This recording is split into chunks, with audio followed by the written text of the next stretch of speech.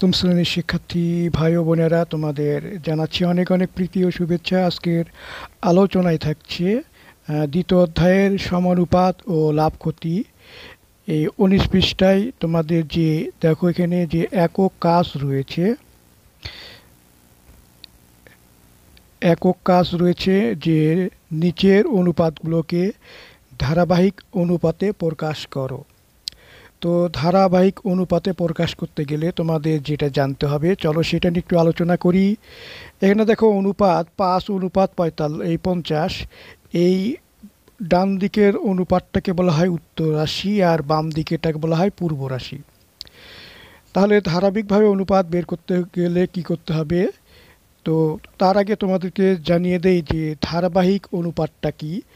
দেখো, এখানে যদি আমি একটা উদাহরণ দিয়ে বুঝাই দেই যে পুত্র ও পিতার বয়সের অনুপাত। দেখো, পুত্র অনুপাত পিতার বয়স সমান 10/40। 10 হচ্ছে পুত্রের বয়স, 40 হচ্ছে পিতার বয়স। আবার আমি যদি লিখি পিতার বয়স অনুপাত দাদার বয়স, পিতার বয়স 40, দাদার বয়স হচ্ছে 45। এখানে ব্যক্তি দেখো, পুত্র, পিতা আর দাদা, এখানে তিনজন ব্যক্তি রয়েছে। তাহলে এই অনুপাতকে আমরা যদি লিখি, তাহলে লিখতে পারি, দেখো, পুত্র অনুপাত পিতা অনুপাত দাদা। দেখো, পুত্রর অনুপাত ছিল 10 আর পিতার হচ্ছে 40। দ্বিতীয় অনুপাতেও দেখো পিতা 40 রয়েছে, তাহলে পিতা আমরা এখানে তো নিয়েই নিলাম।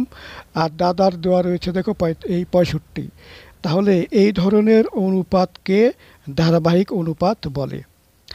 এখন এই ধারাবাহিক অনুপাত বের করতে গেলে প্রথম অনুপাতকে দ্বিতীয় অনুপাতের পূর্ব রাশি দ্বারা গুণ করতে হবে, আর দ্বিতীয় অনুপাতকে প্রথম রাশির উত্তর রাশি দ্বারা গুণ করতে হবে। গুণ করলেই ধারাবাহিক অনুপাতটা বের হয়ে যাবে। তো তোমাদের 19 পৃষ্ঠায় যে কাজগুলো রয়েছে, দেখো এখানে যে নিচের অনুপাতগুলোকে ধারাবাহিক অনুপাতে প্রকাশ করো। 1 নম্বর অঙ্কটা লক্ষ্য করো যে 12:17 এবং 12। এখানে যে প্রথম যে অনুপাতটা রয়েছে, দেখো 12:17। তাহলে প্রথম অনুপাতকে এই দ্বিতীয় যে অনুপাত রয়েছে, দ্বিতীয় অনুপাতের যে পূর্ব রাশি দেখো 5 রয়েছে, এই প্রথম অনুপাতকে দ্বিতীয় অনুপাতের পূর্ব রাশি 5 দ্বারা গুণ করব। তাহলে দেখো 12 গুণন 5 অনুপাত 17 রয়েছে, 17-র সাথে গুণ হবে 5। তাহলে 12-র সাথে 5 গুণ করে পাচ্ছি 60, আর অনুপাত আর 17 5 গুণ করে পাচ্ছি 85। এবার এখানে দ্বিতীয় যে অনুপাতটা রয়েছে, দেখো 5:12, 5:12। এই দ্বিতীয় অনুপাতকে প্রথম অনুপাতের যে উত্তর রাশি রয়েছে, এই উত্তর রাশি যে 17 দেখতে পাচ্ছ, 17 দিয়ে গুণ হবে দ্বিতীয় অনুপাতকে। তাহলে 5 গুণন 17 অনুপাত 12 গুণন 17।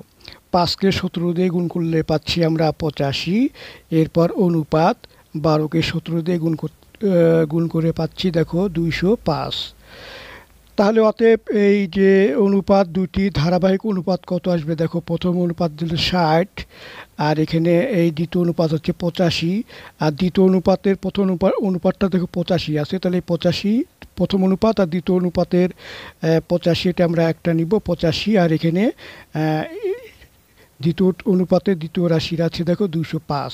তাহলে ধারাবাহিক অনুপাতগুলো আমরা পাইলাম, দেখো 60 অনুপাত 85 অনুপাত 205। এরপরে 2 নম্বরে নিয়ে যাচ্ছি। 2 নম্বর দেখো 23 অনুপাত 11 এবং 7 অনুপাত 13। তাহলে প্রথম যে 1 নম্বর অঙ্কটা, এটা যদি বুঝিয়ে থাকো তাহলে এটা তোমরা অনায়াসে পারবে। তো চলো আবার আমরা করে দেখাচ্ছি। দেখো, প্রথম অনুপাত দেওয়া রয়েছে 23, তারপরে দেওয়া আছে 11। এখন প্রথম অনুপাতকে দ্বিতীয় অনুপাতের এই উত্তর রাশি দিয়ে গুণ করব। তাহলে 23 গুণন 7 অনুপাত 11 গুণন 7। তাহলে এখানে গুণ করে পাচ্ছি আমরা 161, আর এখানে অনুপাত পাচ্ছি গুণ করে পাচ্ছি 7×11=77। দ্বিতীয় যে অনুপাতটা রয়েছে, দেখো 7 অনুপাত 13। তাহলে 7 অনুপাত 13কে প্রথম অনুপাতের উত্তর রাশি অর্থাৎ 11 দিয়ে গুণ করব। তাহলে 7 গুণন 11 অনুপাত 13 গুণন 11। তাহলে 7-11 গুণ করে পাচ্ছি 77, 13-11 গুণ করে পাচ্ছি 143। তাহলে তাহলে অনুপাত দুইটি ধারাবাহিক অনুপাত হলো দেখো 61 77 143। এরপরে 3 নম্বরটা লক্ষ্য করো যে অনুপাত দেওয়া রয়েছে দেখো 19 অনুপাত 25 এবং 9 অনুপাত 17 দেওয়া রয়েছে। তাহলে প্রথম অনুপাতটা আমরা লিখি 19 অনুপাত 25। তাহলে প্রথম অনুপাতকে দ্বিতীয় অনুপাতের যে এনে 9 আছে পূর্ব রাশি এটাতে গুণ হবে, তাহলে 19 গুণন 9 অনুপাত 25 গুণন 9। 19-এর সাথে 9 গুণ করলে পাচ্ছি 171, আর 25 9 গুণ করে পাচ্ছি 225। এবার দ্বিতীয় যে অনুপাতটা দেখো 9 অনুপাত 17। তাহলে দ্বিতীয় অনুপাতকে প্রথম অনুপাতের উত্তর রাশি এই 25 দ্বারা গুণ হবে, তাহলে 9 গুণন 25 অনুপাত 17 গুণন 25। তাহলে এখানে গুণ করে পাচ্ছি 225 অনুপাত 17 25 গুণ করে পাচ্ছি 425। তাহলে অনুপাত দুটি ধারাবাহিক অনুপাত হচ্ছে দেখো 171 অনুপাত হচ্ছে 225 আর হচ্ছে 425। এরপরে 4 নম্বর অঙ্কটা দেখো যে অনুপাত দুটার দেওয়া রয়েছে 5 অনুপাত 8 এবং 12 অনুপাত 17। তাহলে প্রথম অনুপাত দেওয়া রয়েছে 5 অনুপাত 8। তাহলে এই প্রথম অনুপাতের সাথে দ্বিতীয় অনুপাতে যে 12 আছে পূর্ব রাশি এটা গুণ হবে, তাহলে 5 গুণন 12 অনুপাত 8 গুণন 12। তাহলে এখানে গুণ করে পাচ্ছি 60 আর এখানে গুণ করে পাচ্ছি 96।